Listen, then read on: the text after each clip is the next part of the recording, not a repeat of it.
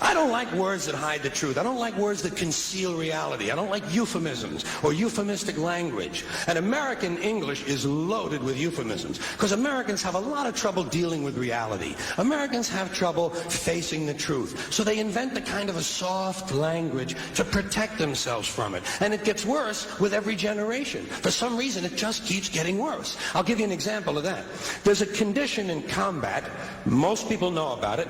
It's when a fighting person's nervous system has been stressed to its absolute peak and maximum, can't take any more input. The nervous system has either snapped or is about to snap. In the First World War, that condition was called shell shock. Simple, honest, direct language. 2 syllables, shell shock. Almost sounds like the guns themselves. That was 70 years ago. Then a whole generation went by, and the Second World War came along, and the very same combat condition was called battle fatigue. 4 syllables now. Takes a little longer to say. Doesn't seem to hurt as much. Fatigue is a nicer word than shock. Shell shock. Battle fatigue. Then we had the war in Korea, 1950. Madison Avenue was riding high by that time, and the very same combat condition was called operational exhaustion. Hey, we're up to 8 syllables now. And the humanity has been squeezed completely out of the phrase. It's totally sterile now. Operational exhaustion. Sounds like something that might happen to your car. Then, of course, came the war in Vietnam, which has only been over for about 16 or 17 years. And thanks to the lies and deceit surrounding that war, I guess it's no surprise that the very same condition was called post-traumatic stress disorder.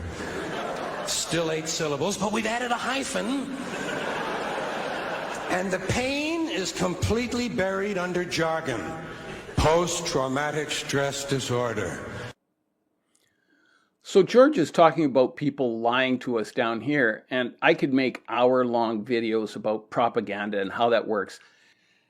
Anyway, just speaking about propaganda, another thing I should point out is Hollywood historical revisionism or revisionist history, which is where Hollywood is going to whitewash history so that the West comes out as the good guy. Or they'll just produce such blatant, in-your-face propaganda like Top Gun. And by the way, if you're looking at military hardware in a film, the military had script approval. And seeing as how I got off in this propaganda rant, I really have to point out one of the greatest propaganda coups that has been with us over the last several hundred years, and that's the idea of democracy. I wrote a book about Canadian democracy back in 2011 and 2012, and I took a really hard look at it. And I turned that into a website, and I'll leave a link in the video description. And democracy is just such a great piece of propaganda, and we keep buying into this whole line of bullshit. Democracy is the cover story for elite control of the world. People in the 1800s were writing about this. I was listening to a guy explaining the difference between communist China, where people are not free, and America, which is apparently democratic and free.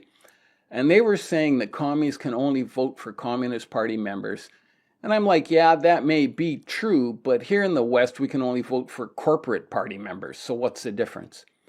They vote for communist representatives, and we get to vote for corporate representatives. And nothing changes in communist China, and the only thing that changes here is that rich people get richer. A completely corrupt system is still a corrupt system. And I just shake my head and go, oh my God, seriously, as a race of human beings, we're fucking idiots. Anyway, I got off on a bit of a tangent there, but I think the point I'm trying to make is if you're talking about the collectors or archons or what I call the gods of chaos, the emotional control of humans is vitally important. And if we were naturally telepathic, the control mechanism just wouldn't exist. As it is, human beings are just so incredibly simple and just so incredibly naive. We don't even have the DNA density of a tomato. So you tell me why human beings were designed how we were designed. So as usual, and I can't stress this enough, it's 100% certain that modern man is a genetically modified organism. And because mankind is genetically modified, it has to be by a more intelligent life form, because who else would have the technology? And even the hard science agrees with this, and I'll leave a link to that study in the description. It's called the wow signal of the genetic code. And then there's reincarnation, and I'll point to a whole bunch of work over the last 50 years by the University of Virginia on that subject, and that's backed up by thousands of years of studies in the Eastern traditions. And they'll tell you that it's almost impossible to get off what they call the great wheel. And then the other thing for me is ayahuasca. I've done over 130 ayahuasca ceremonies over the last 6 years, and hopefully that's translated into some clarity about what's going on down here and over there. And here's what's going on. Earth isn't some benevolent spiritual lesson system for humanity where we level up like we're playing some cosmic spiritual video game like spiritual Mario Brothers or whatever. We were created by somebody for something, and we were created for their purposes, not ours. We don't matter to whoever created us any more than a flock of chickens or a herd of pigs matters to pig farmers. To them, humans are only good for what they can get out of us. We are a slave planet being managed down here by psychopaths and up there by a race of beings that consider us to be, I don't know, like the rats in the locker, like in the Men in Black movie. Okay, for real, man, open the damn locker.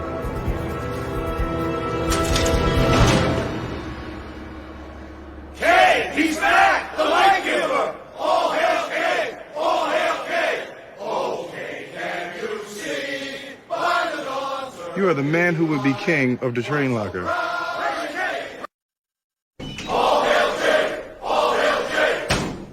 I brought him over from Grand Central Terminal. Why you put them rats in my locker, man? I thought it would put things in perspective for you. No, Kay, it's actually kind of sad, man. Really, we need to let them out of there. I mean, they need to know the world is bigger than that.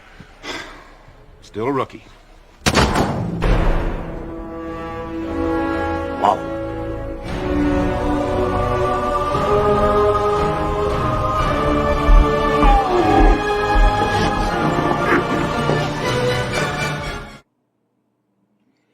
And I love it when Jay finds out he's a rookie too.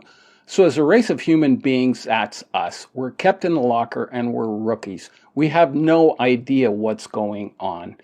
We are ruled by archons or collectors or the gods of chaos or whatever label you want to put on them. And our whole purpose is to produce louche energy for the archons, period. End of story. It's a slave planet.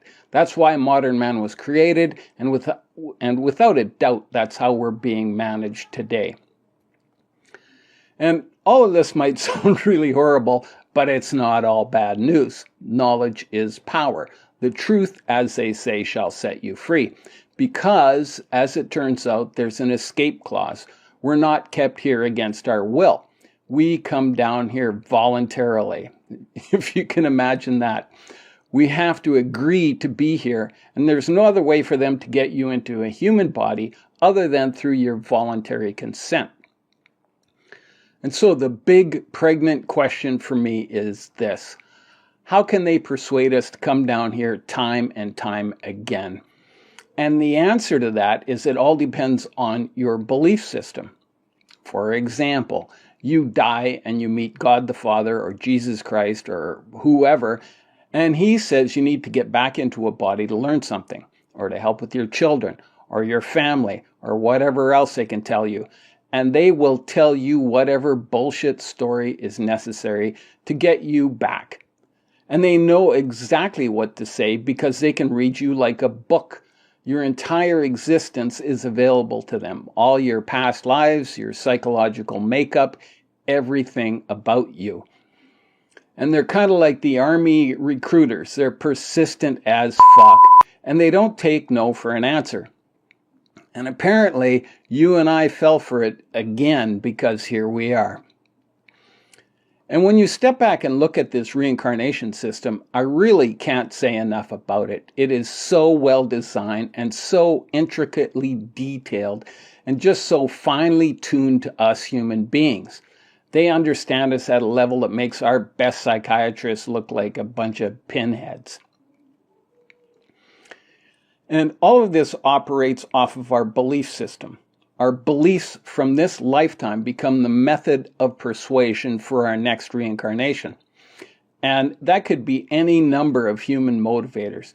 It could be religious. I loves me some Jesus and I'll do anything he tells me. Or they'll use something else like guilt or shame or a desire to help people or help your kids or whatever it is. And it's all based on our human emotions, which coincidentally, humans are genetically altered to be highly emotional creatures. So just think about that. And just so we don't catch on to all this bullshit lifetime after lifetime, before we incarnate down here, we get our memories wiped. We're down here like some drunk amnesiacs who have no idea who they are or how they got here. You're just plopped down into this life.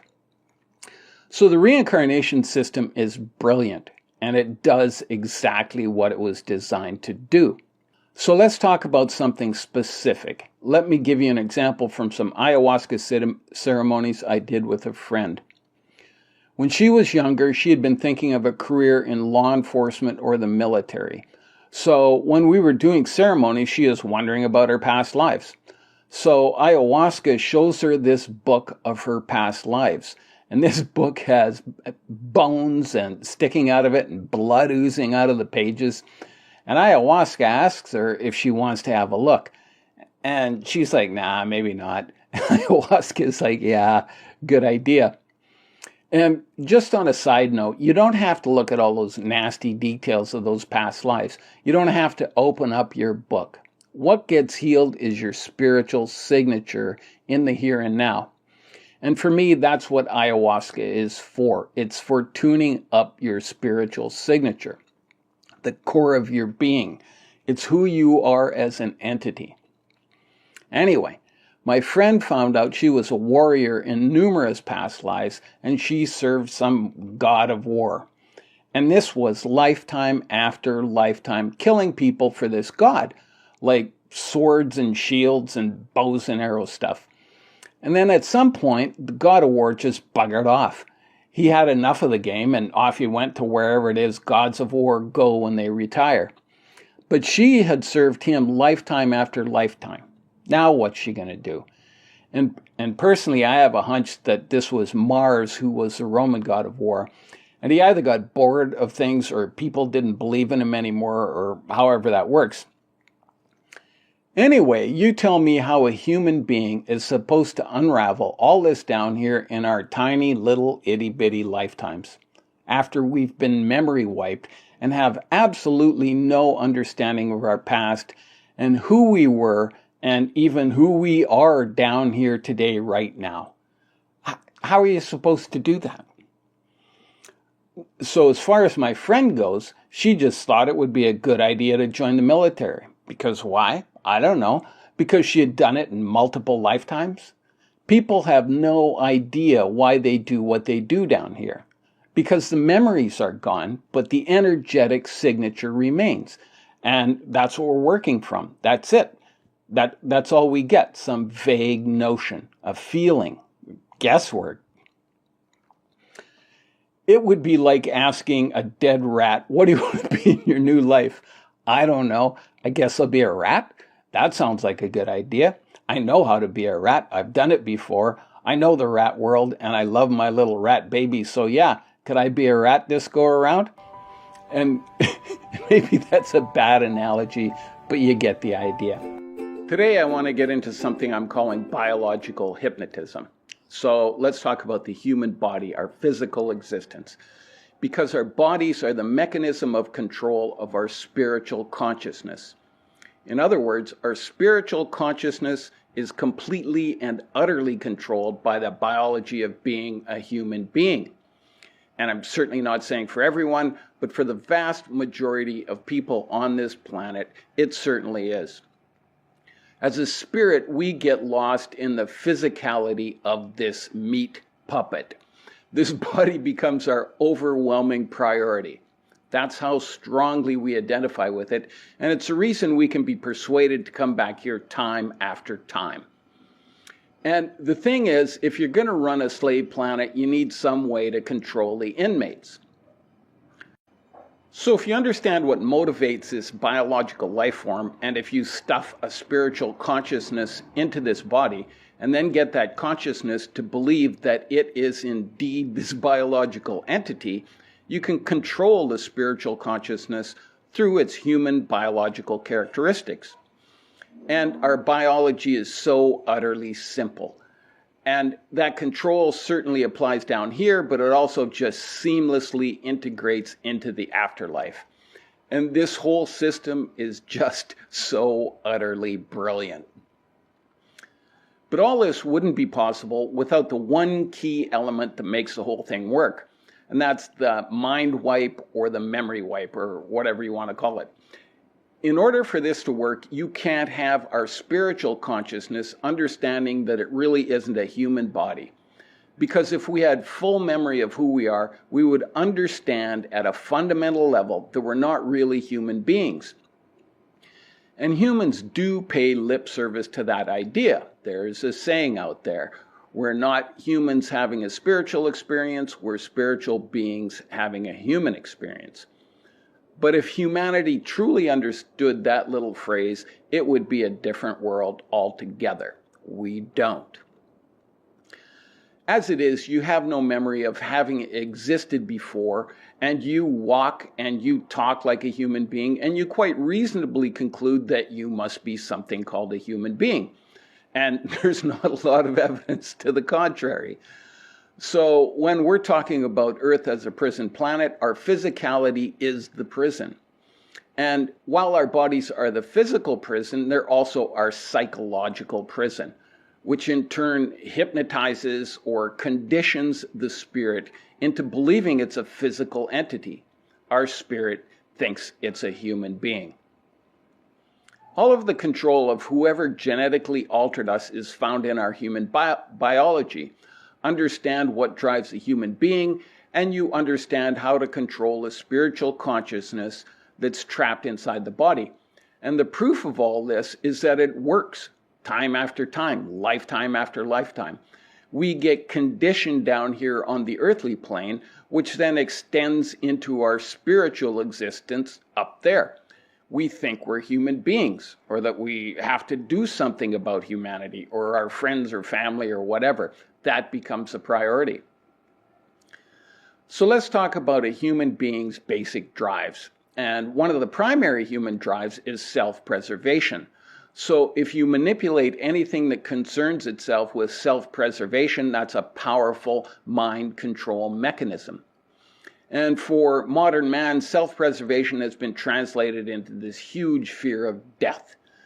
The fear of our own death, or the fear of a loved one's death, or just the idea of death. Our society is pathologically obsessed with it. But if we truly understood that we're a spiritual consciousness, we would have no fear of death, and the control mechanism would vanish just like that.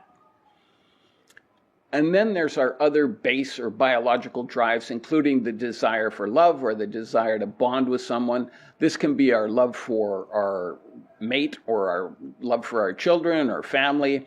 And this is a very strong drive where people are willing to sacrifice their own life. And it's no different than a female grizzly bear risking her life in defense of her cubs against a much larger male. That's how strong this is. There's also other things like the drive for pleasure, sexual experiences, and other pleasurable activities. And of course, all the negative human emotions that can also become control points, like greed, envy, jealousy, shame, recrimination, anger or resentment, or tribalism in all its many forms, all of which allow humans to be easily manipulated if you know what you're doing. And these drives are so powerful, you can actually turn any garden variety human being into a monster. Just look up the Milgram shock experiment, where Stanley Milgram famously found out that people will give what they think is a fatal shock to a stranger because someone in authority told them to. Or the Stanford prison experiment that turned college students into brutal prison guards. And that particular experiment has played out in all kinds of real-life situations that we're seeing today. Or the Asch conformity experiment. And all of these deal with a branch of psychology called behavioral psychology, and on a large scale or a societal scale, something called social engineering. And over our lifetimes, these instinctual and emotional drives make a huge imprint on our spiritual consciousness. We get caught up in the drama of being a human being, and our biological imperatives turn into spiritual brainwashing. I have to get back down here. My babies need to be protected. The enemy needs to be killed. I want to have an intimate relationship. Our spirits don't remember who they are as spiritual beings. And dying and going to the non-physical world doesn't mean you just automatically figure all this out. There's no great wisdom or suddenly we understand this great charade. In fact, far from it. We are who we are, and we think we know what we know. And if we're convinced that we're here in some great spiritual lesson school, then we buy into the whole idea. And when you die, that's exactly what it's presented as. So we just buy into it. And if whoever is in a position of authority says we have to get our mind wiped to get back down here and get the job done, I guess we have to get our minds wiped, right? So we're like, okay, give me the mind wipe, and I'll see if I can get it right this time. And off we go on another adventure on slave planet Earth. Let me give you an example. Let's say you woke up in a hospital bed this afternoon and there's this strange woman or man or whoever that says, "Oh, darling, you're finally awake, thank God," and they throw their arms around you and start crying. But you don't know who you are or who this person is or how you got into this hospital bed. And the only people you can rely on to tell you who you are these people who say they know you. And maybe they have photo albums or whatever with your pictures in it, but you have no memories of that. So what are you going to think? You must be whoever they say you are. Well, it's no different than this reincarnation system. If I died right now and went over to that side and somebody tells me, "Oh, what a great job I did, but I still have work to do down here and my kids need me and my wife loves me and blah, blah, blah, blah, blah," and I'm still working on my human thoughts and desires and instincts, chances are I'm going to wind up back down here. And then it's like, just step into the reincarnation machine, and it is a machine. But before we send you down, and just for your own protection or for national security or whatever, you have to go through this mind wipe technology first.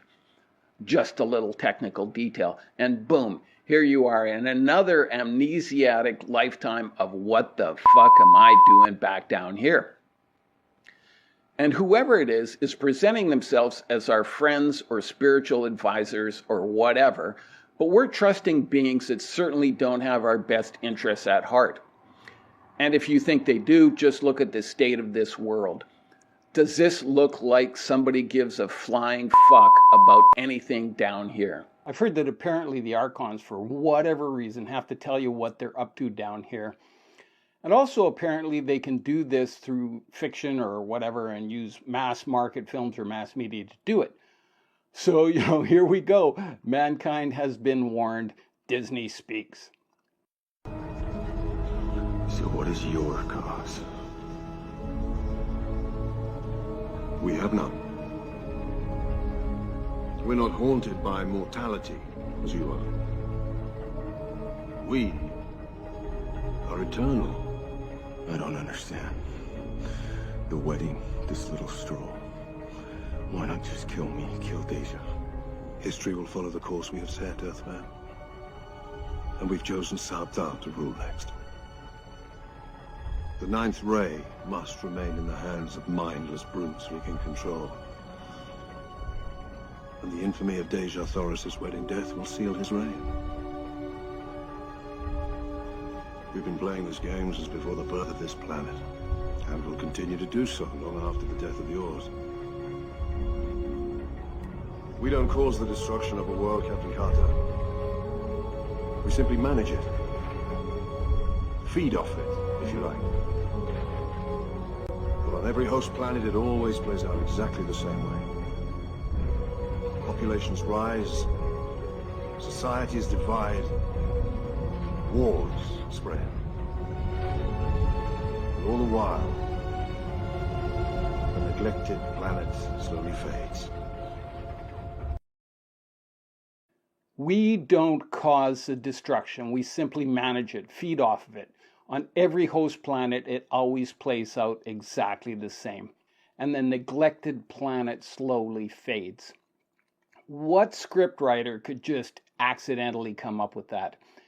And here's the difference between you and the immortal dude. He understands he's immortal. We think we're human beings living short little human being lives down here. So now you're born into a world of 7 or 8 billion people, and everybody on the planet has amnesia. Think about the implications of that.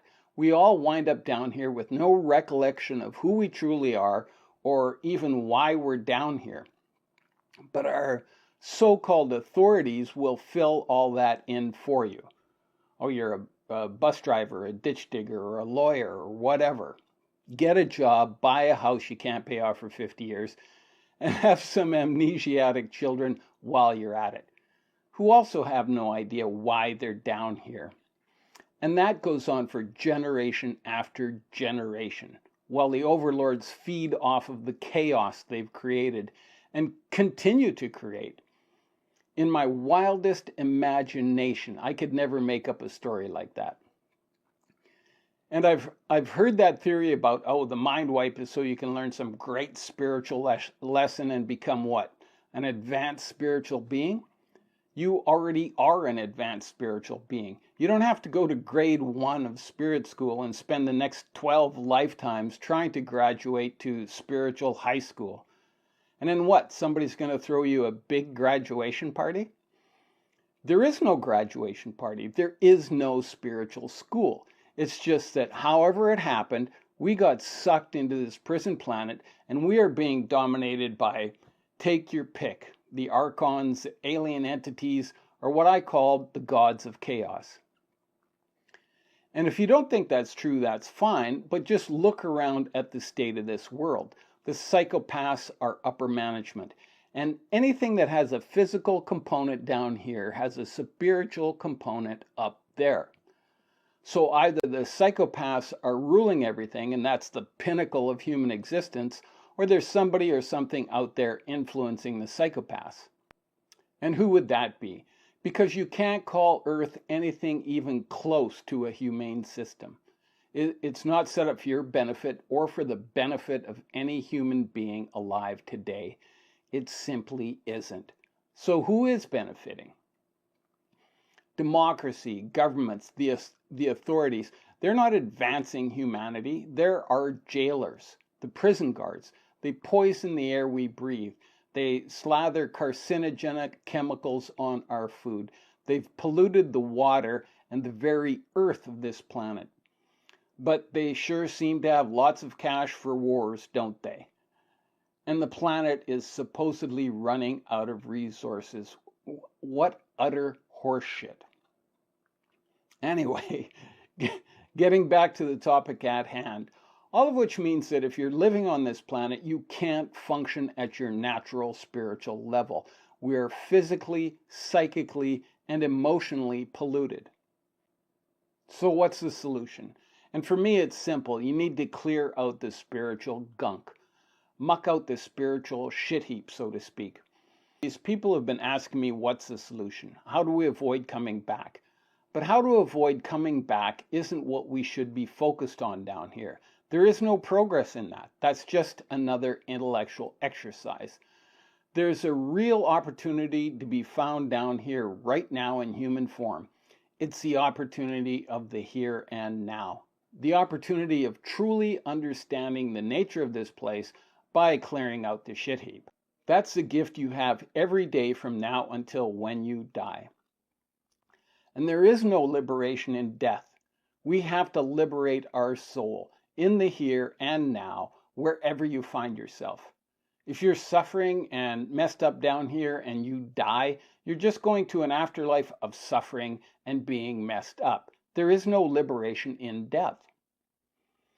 Not coming back may be an objective, but it's not a strategy. What we do down here right now today, tomorrow, or until we shuck off the mortal coil is going to determine whether we have the option to come back or not. Preparation is the key. We have to put in the work. Just being disgusted about things isn't enough. If you want true emotional or spiritual change, you have to find something that works. And how will you know if whatever you're doing is working? You'll feel better. And once you do the work and get rid of whatever that energy is, it's gone. It's like it never existed. It's a new dawn, a new day, a new level of clarity and understanding. Code Blue, ICU. Code Blue, ICU.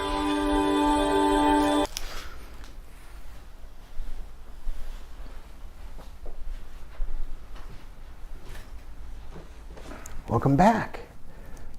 Did you have fun? What? How was the program? Did you have a good experience? I was... You were in a program, yes. No, I wasn't. I was with my wife and daughter. Rebecca and Emily. Yeah.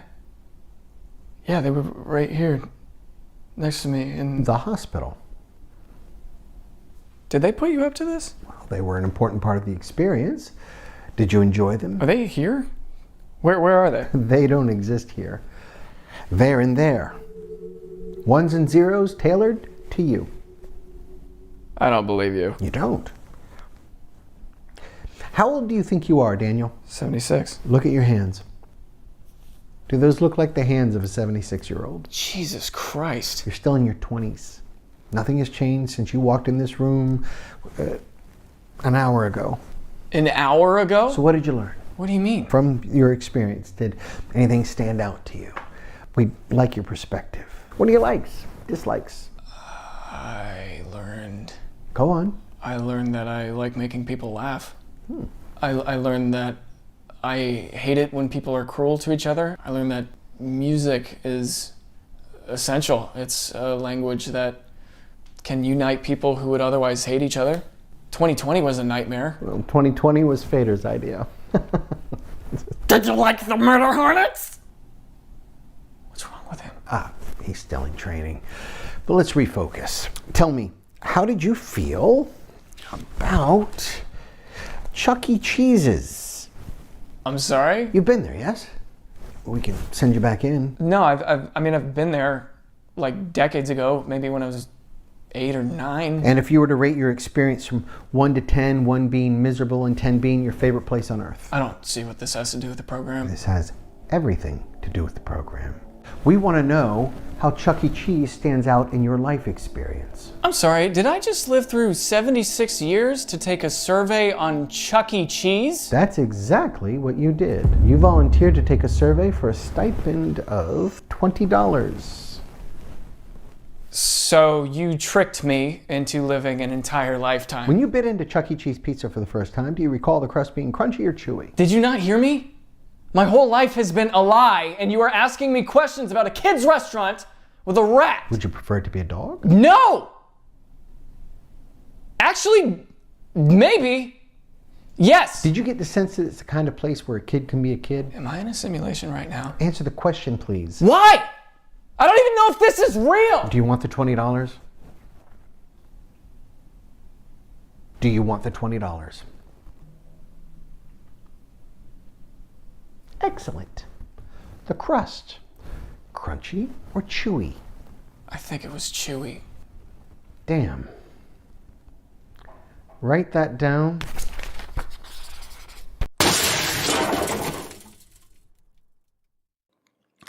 As it is, human beings are just so incredibly simple and just so incredibly naive.